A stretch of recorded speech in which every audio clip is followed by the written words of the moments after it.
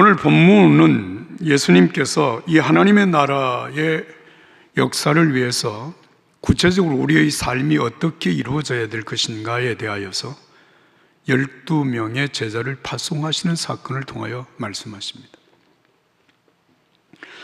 이 말씀 1절과 2절의 말씀을 보면 세 가지 단어를 우리가 좀 주의 깊게 봐야 되는, 첫 번째는 불러 모으사라고 하는 말이고요, 두 번째는 능력과 권위를 주시며 라고 하는 말이고, 세 번째는 내보내셨다라고 하는 말씀입니다.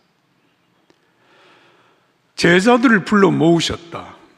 예수님 부르시니까 12명의 제자가 모였다. 그리고 그들이 예수님이 세상으로 파송을 하시니까 그들이 세상으로 내보냄을 받았다. 여러분, 모였다, 내보내셨다라고 하는 이것은 지금 제자들이 자신의 몸으로 현실 속에서 지금 경험되어지는 일이죠. 그런데 중요한 것은 두 번째 단어입니다. 능력과 권위를 주신다라고 하는 말씀입니다. 모으신 제자들을 보내시면서 그냥 보내신 것이 아니라 능력과 권위를 주시며라고 하는 말씀을 하셨는데, 제자들이 이 능력과 권위를 받아서 세상으로 나가는 것이죠. 자, 여러분, 모으셨다, 보내셨다라고 하는 것은 지금 제자들이 몸으로 행동을 하고 있는 것이지만, 제자들이 능력과 권위는 어떻게 받았음을 확인할 수 있었을까요? 분명히 예수님께서 능력과 권위를 주셨다라고 하는 말씀을 하고 있는데, 이 능력과 권위는 어디에서 확인이 되는가 하면, 주님이 주셨다고 하는 사실을 믿음으로 나가서 사역의 현장, 삶의 현장에서 실제적으로 사역을 통해서 경험할 수밖에 없는 것이었습니다. 그렇죠?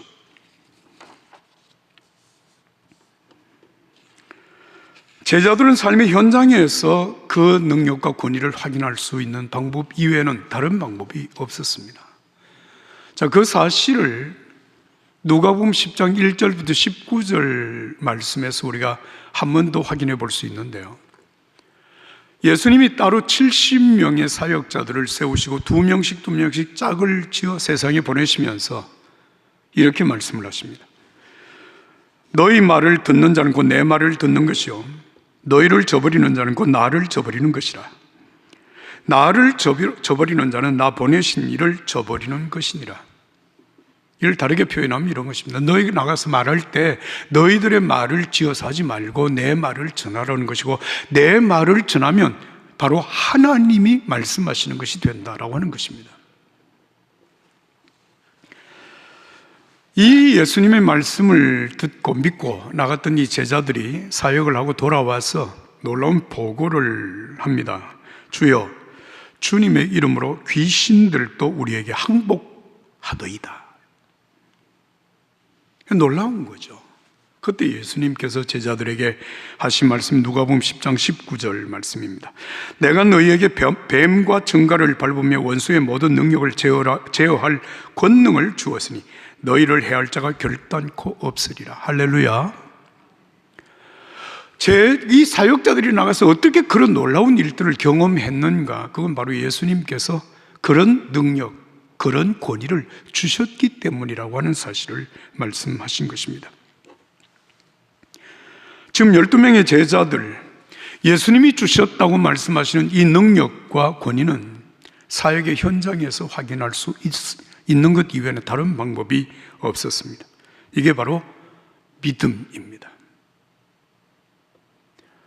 제자들뿐만 아니라 오늘 저와 여러분들에게 이 믿음이 대단히 중요합니다. 우리는 믿습니다. 예수 그리스도를 나의 주, 나의 하나님으로 믿고 영접하여 하나님의 자녀가 되는 권세를 받았습니다. 지금까지는 내가 내 인생의 주인이 되어서 내 삶을 좌지우지하는 동안에 삶이 상당한 혼란 속에 빠지기도 하였지만, 여러분, 예수님을 믿음으로 영접하는 그 순간부터 나는 죽고 내 속에 예수님이 사시는 삶을 사는 자가 바로 믿음의 사람입니다. 지금까지는 육신의 정욕과 안목의 정욕과 이 세상의 영광을 위하여서 우리가 살아왔지만, 예수님을 영접한 믿음의 사람들은 하나님의 나라와 하나님의 의를 위하여 먹든지 마시든지 살든지 죽든지 살아가는 삶을 사는 것입니다. 지금까지는 이 세상의 것들이 내 삶의 가장 중요한 가치라고 생각을 해왔으나 예수님을 영접한 믿음의 사람들, 영원한 하나님의 나라가 있음을 믿고 소망하며 살아가는 것입니다. 지금까지는 사람들의 평판과 사람들의 인정이 참 소중하다고 생각하며 살았으나 여러분, 예수 믿음으로 말미암아 우리는 하나님 앞에서는 그날에 칭찬받는 것이 얼마나 소중하다고 하는 사실을 알고 칭찬받도록 살아가는 삶을 사는 것입니다. 그런데 이런 믿음과 더불어서 우리의 삶 속에 굉장히 중요한 한 가지 믿음이 더 있습니다. 그것은 세상 끝날까지 너희와 항상 함께 있으리라고 약속하신 예수님의 그 약속하신 말씀을 믿는 믿음입니다.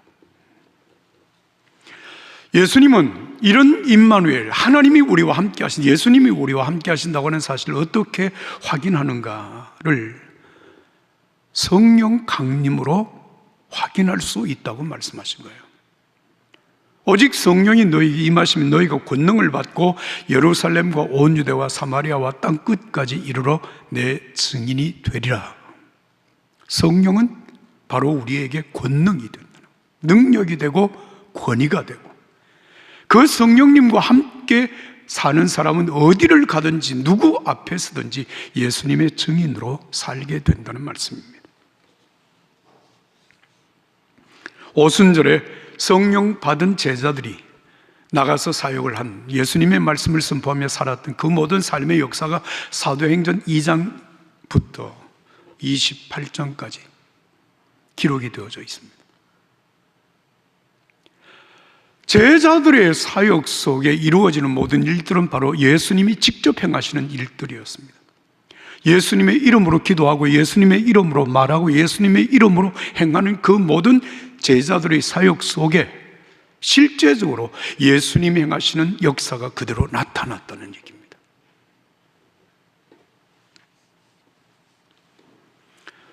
제자들은 이 믿음으로 살았습니다.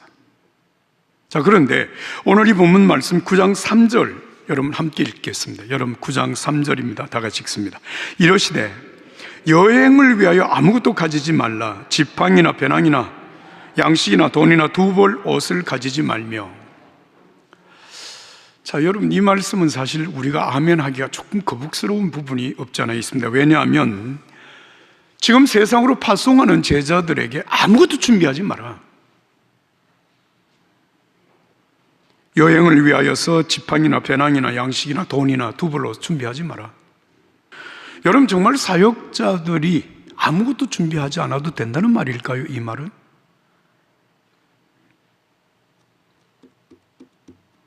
실제적으로 우리가 하나님의 나라, 하나님의 일을 위하여서는 많은 준비가 필요하다라고 하는 것을 여러분 아시잖아요. 저같이 전임 사역자인 목회자들은 반드시 신학 공부를 해야 됩니다. 그리고 목사 안수를 받아야 되거든요. 또 가능하다면 자금을 동원할 수 있는 능력도 필요합니다.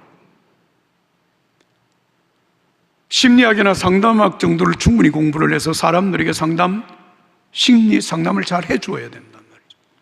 또 인간관계 훈련도 중요하다. 교회라고 하는 게 공동체이기 때문에 이 공동체를 어떻게 이끌어갈 것인가라고 하는 부분에 있어서 이런 모든 훈련이, 교육이 필요하다. 이걸 우리가 부정할 수가 없습니다.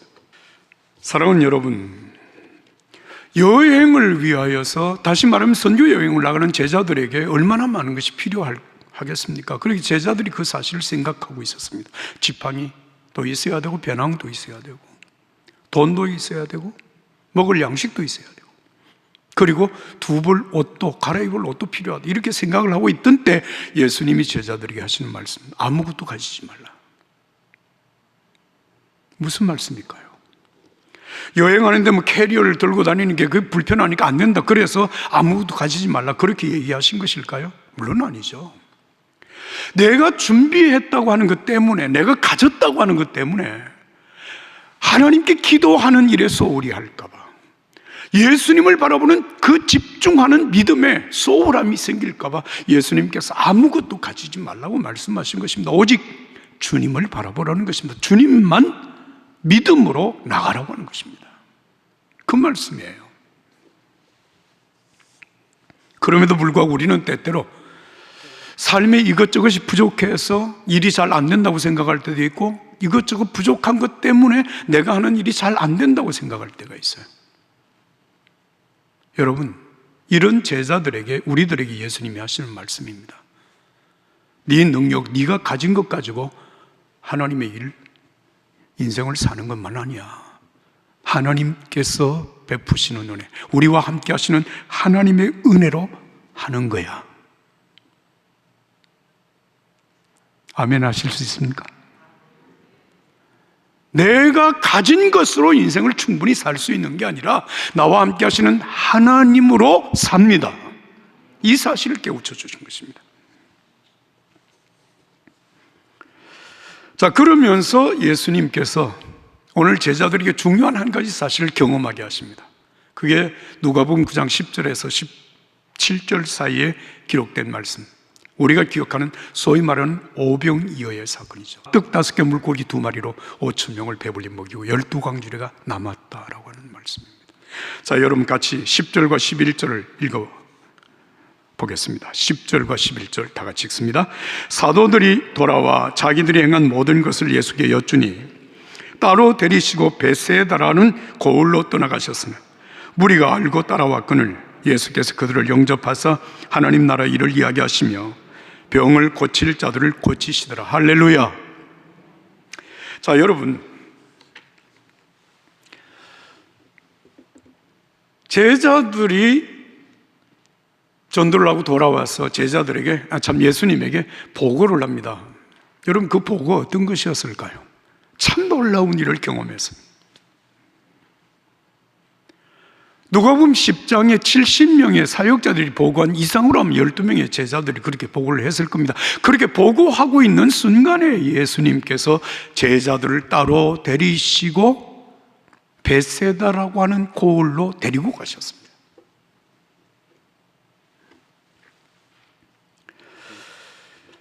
뜻밖의 이루어진 놀라운 성과로 제자들의 마음이 어느 정도 흥분되어진 상황에서 그 사실을 보고하고 있었을 터인데, 예수님께서 베세다 마을로 제자들을 데리고 가서 말씀을 전하시는데 정확하게 언제부터 전했는지는 성경은 우리에게 말하고 있지 않습니다. 그러나 짐작해보면 오전 어느 시간에 시작한 것은 분명한 것 같습니다. 점심시간이 지나고 그리고 날이 저물었습니다. 거기 모인 사람들이 남자만 5천 명이라고 했습니다. 그 말은 남자 이외에 여자들도 있었고 아이들도 있었고 하여튼 분명히 다른 많은 사람들이 있어요. 그 중에 남자만 5천 명으로 계수된다, 이런 얘기입니다.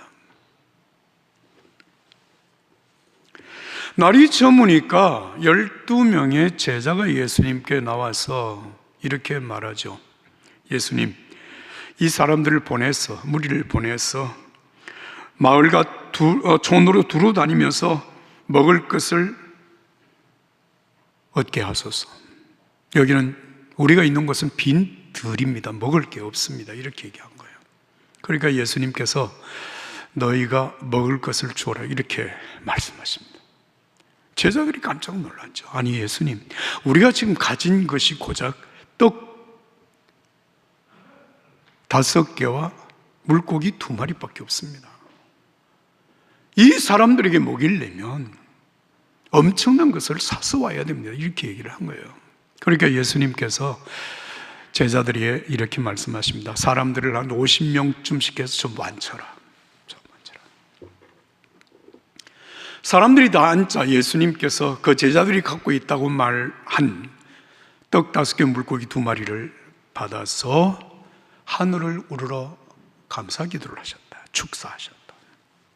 그리고 제자들에게 그 떡과 물고기를 나누어 주면서 사람들에게 나누어 주라고 하는 것입니다. 제자들이 나누어 주는 가운데 여러분 5천 명이 배불리 먹었습니다. 그리고 남은 조각을 12광주리에 거두었습니다. 우리가 가진 것은 떡 5개, 보리떡, 물고기 2마리밖에 없습니다 라고 말하는 제자들, 지금 이 사람들 먹이려면 우리에게 돈이 필요하고 지금 빵을 사올 수 있는 곳이 필요하고 빵을 사올 수 있는 시간도 필요합니다 라고 생각하고 있는 제자들에게 예수님께서 그 가지고 있는 작은 소유, 감사기도를 하신 후에 그것으로 5,000명을 배불리 먹이고 엄청난 것을 남기셨다 라고 하는 말씀입니다. 여러분, 예수님께서 무슨 요술을 부리고 있는 것입니까? 마술을 하고 있습니까? 아닙니다. 하나님의 나라를 위하여서 헌신하고 일하는 너희는 너희가 가지고 있는 재원으로 일하는 것이 아니라 너와 함께하는 나와 같이 일하는 것이라는 것입니다. 주님이 하십니다. 예수님이 하십니다. 이 사실을 깨닫게 하신 거예요. 한 선교사가 수년간 선교 현장에서 열심히 일을 하다가 다 포기하고 돌아왔어요.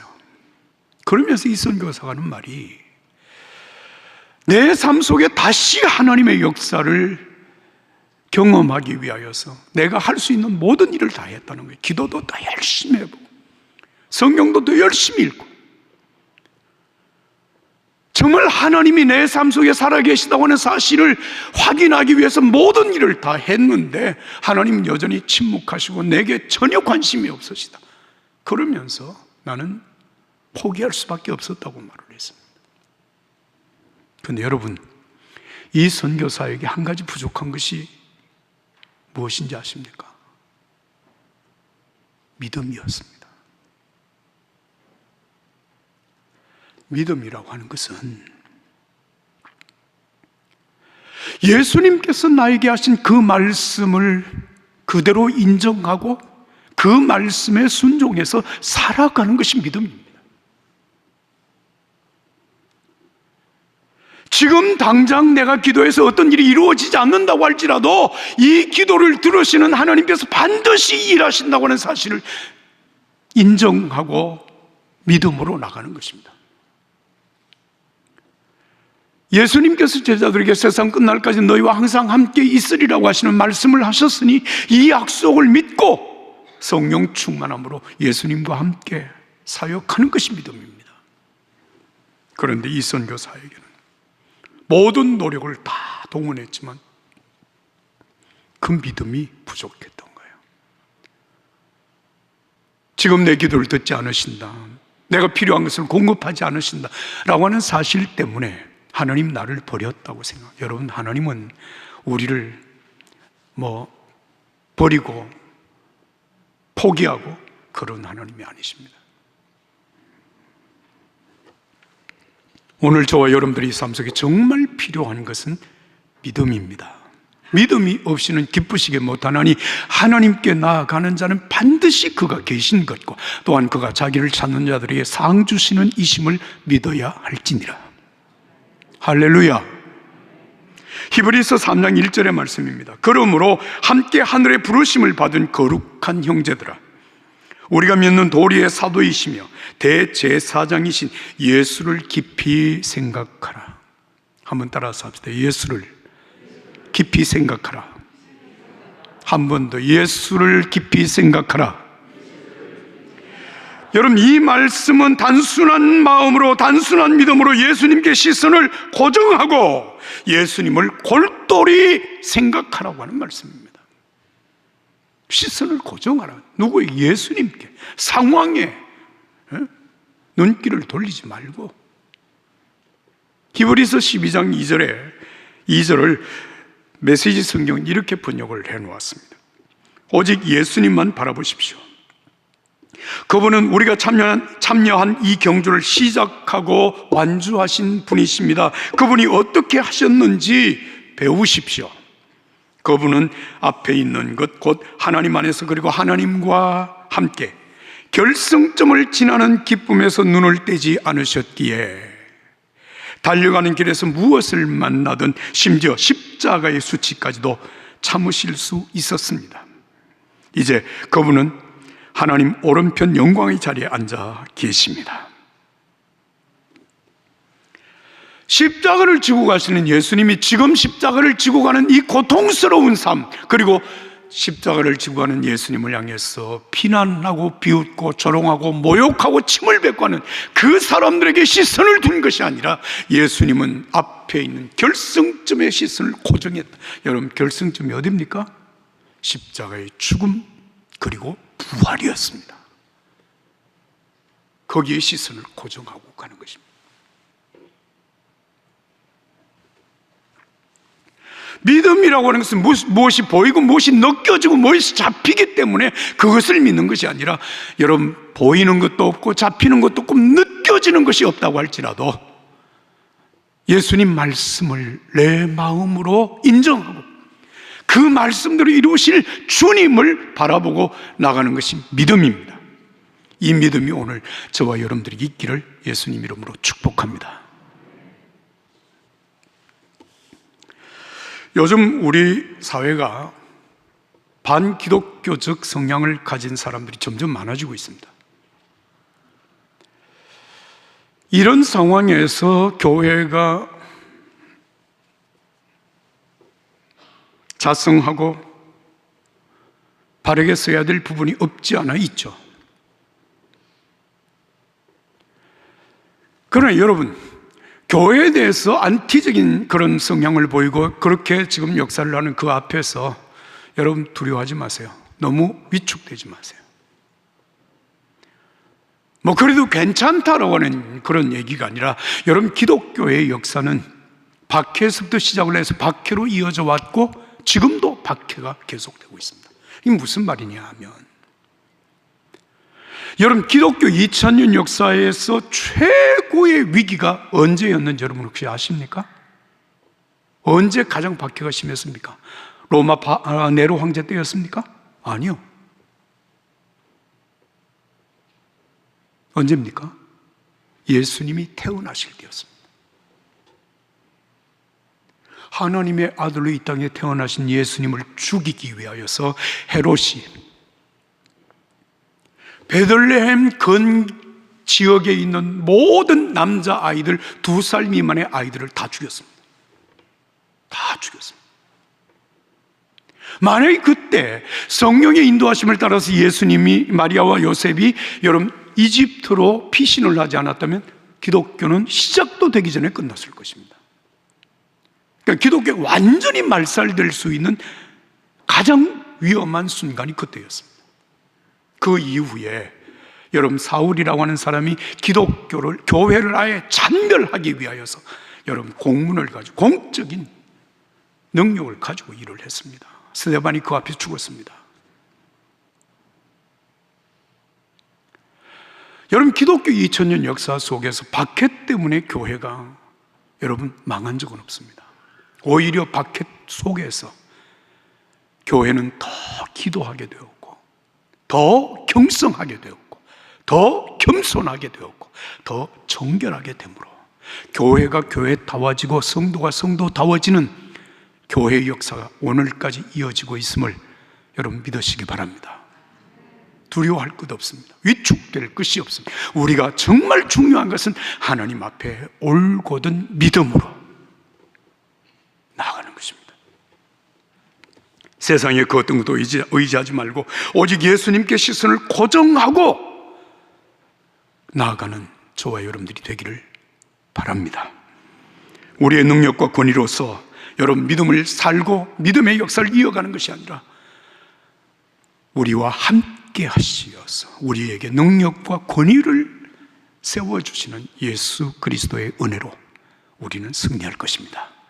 예수님은 어제나 오늘이나 영원토록 동일하십니다. 이 예수님께 대한 믿음이 오늘 우리 개인의 믿음과 그리고 교회 미래를 결정합니다.